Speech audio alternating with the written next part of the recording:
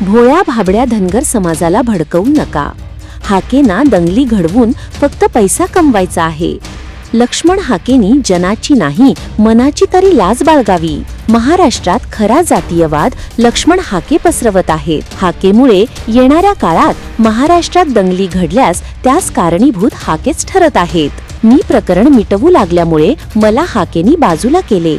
मीही धनगर समाजाचाच आहे. यशवंत सेनेचे अध्यक्ष विष्णू सुभाष कुऱ्हाडे. लक्ष्मण हाके हे आल्याच्या नंतर जाणीवपूर्वक या महाराष्ट्रात मराठा धनगर वाद कसा पेटल यावरती त्यांनी भाष्य केलं. आणि आमच्यासारखे पवन करवर असेल मी असेल जे प्रकरण आम्ही मिटवू लागलो तर आम्हाला सांगितलं की हे प्रकरण मिटवायचं नाही बांधवांनो, प्रकरण वाढवायचंय. आम्ही म्हटलं हे प्रकरण मिटवायचंय पण त्यांनी सांगितलं मिटवायचं असेल तुम्ही बाहेर निघा. आणि माऊली हळणवरला सांगितलंय की विष्णू कुऱ्हाडे असतील पवन करवर असेल यांना बाहेर जायला सांगा कारण हे प्रकरण मिटवायला आलेले आहेत. मग या महाराष्ट्रात तुम्हाला जो भोळा बाबडा धनगर समाज आहे यांना काय फक्त तुम्हाला वापर करून घ्यायचा आहे का? आणि विशेष करून मराठवाड्यातला जो धनगर समाज बांधव या ठिकाणी आलेला आहे तो तुम्हाला चालत नाही.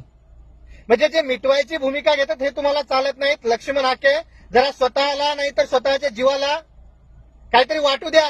जनाची नाही तर मनाची जरा लाज बाळगा.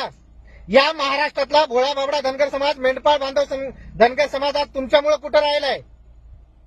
आणि खरा या महाराष्ट्रातला जातीवाद जर कोणी पसरवत असेल तर ते लक्ष्मण हाके. आणि येणाऱ्या काळात या महाराष्ट्रात जर दंगली घडल्या तर याला कारणीभूत सुद्धा लक्ष्मण हाके राहील.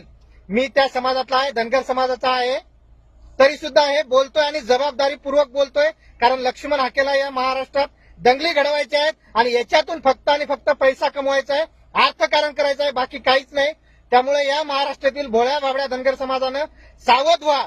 जे प्रकरण मिटत आलेलं होतं किंवा मिटणार होतं ते वाढवण्याचं काम लक्ष्मण हाकेनं केलंय, ते वाढवण्याचं पाप लक्ष्मण हाकेनं केलंय एवढं बोलतोय.